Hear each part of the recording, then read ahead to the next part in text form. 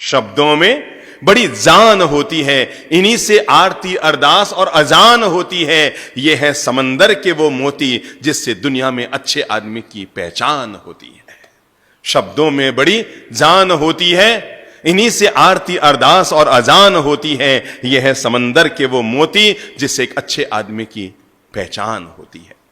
अपनी बात आगे बढ़ाऊं इससे पहले एक बड़ी प्यारी सी घटना कहकर मैं बात को आगे बढ़ा रहा हूं। कहते हैं एक वयोवृद्ध संत बीच सड़क पर बैठे थे और बैठे बैठे भगवान का भजन कर रहे थे, सड़क के बीचों बीच।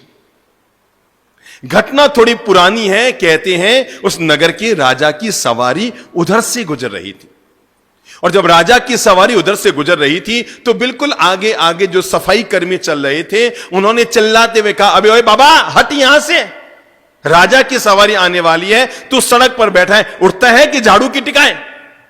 बाबा ने तो कोई जवाब दिया ही नहीं। महाराज तो अपने बैठे रहे और वो सफाई कर्मी उन्हें डांटते हुए, उनके प्रति अपशब्दों का प्रयोग करते हुए आगे निकल गए। और सफाई कर्मियों को आगे जाते हुए देखकर बूढ़े संत के मुंह से निकल पड़ा, ओ तभी तो। वो सफाई कर्मी आगे बढ़े, उसके पीछे सिपाही आए और उन्होंने भी लठ मार की भाषा में कहा, बाबा उठ जाओ, पीछे राजा की सवारी आ रही है, अरे पकड़ लेंगे तुम्हें और जेल में डाल देंगे, कारागार में डाल देंगे। महाराज उठ जाओ, यहां से उठ जाओ, नहीं तो जूते पड़ेंगे, जूते। वो भी आगे चले गए और उन्हें देखकर फिर उस वयोवृद्ध संत के मुंह से निकल पड़ा, ओ तभी तो। थोड़ी देर में राजा की सवारी आती हुई नजर आई।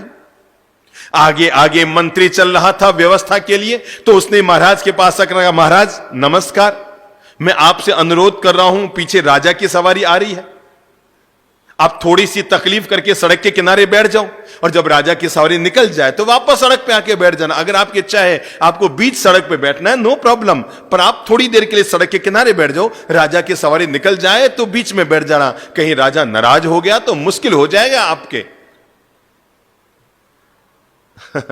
वयोवृद्ध संत ने उसको भी देखा, पूछा तुम कौन हो? कहा मैं इस शहर का मंत्री हूं महाराज। मंत्री हूं बाबा, हट जाओ, किनारे अलग जाओ। संत ने मंत्री को आगे गुजरते देखकर कहा, ओ तभी तो। मंत्री चौंका, ये तभी तो क्या होता है? इतने में राजा की सवारी आ गई। मंत्री ने राजा से कहा, राजन क्षमा करें, हमने इस संत को, वयोवृद्ध संत को 5 बार समझा दिया, हमारे सफाई कर्मियों ने समझा दिया, हमारे सिपाहियों ने समझा दिया, मैंने समझा दिया, ये खिसकने का नाम नहीं ले रहा है, और जो बोले उसको एक ही जवाब दे रहा है, तभी तो तभी तो तभी तो तभी तो। महाराज समझ में नहीं आ रहा है। तो राजा ने कहा, भाई इसमें इस वयोवृद्ध संत को हटाने की क्या जरूरत है? महाराज आप बैठो, आराम से बैठो, अगर आपको सड़क के बीच में बैठकर भगवान का भजन करना है आराम से करो, नो प्रॉब्लम, हमारी सवारी नीचे ले लो, थोड़ी आगे जाके वापस सड़क पर आ जाएंगे। राजा की सवारी यूं नीचे उतरने लगी, कच्चे रास्ते की तरफ जाने लगी, सड़क के नीचे उतरने लगी, और उस वयोवृद्ध संत ने राजा की ओर देखकर कहा, ओ तभी तभी तो। मंत्री ने कहा, महाराज सवारी रोकिए, इस वयोवृद्ध संत का बात समझ में नहीं आ रही है, ये सबको एक ही डोरी से हाँक रहा है।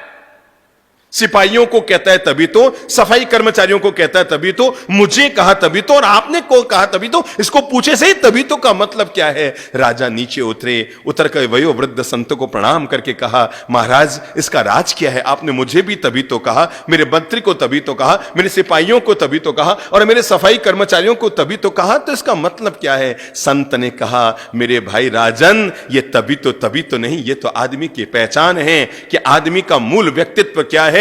तुम्हारे सफाई कर्मचारियों को बोलना नहीं आता था, आते ही हो हल्ला चीख चिल्लाहट करने लगे, मुझे कहने लगा उठो यहां से, भगो यहां से। मैं समझ गया इनको बोलना नहीं आता, तभी तो ये जीवन में आगे नहीं बढ़ पाए, केवल यहीं के यहीं रह गए महाराज। और आपके सिपाही आए, वो भी चिल्लाते हुए बोल रहे थे, मुझे तब महसूस हुआ आखिर ये लोग जीवन में आगे क्यों नहीं बढ़ पाए, क्योंकि इनको बोलना नहीं आता। लेकिन मंत्री ने आकर हाथ जोड़कर कहा, महाराज किनारे बैठ जाओ, मैं समझ गया इसको अदब से बोलना आता है, तभी तो इसको ईश्वर ने मंत्री बनाया। लेकिन महाराज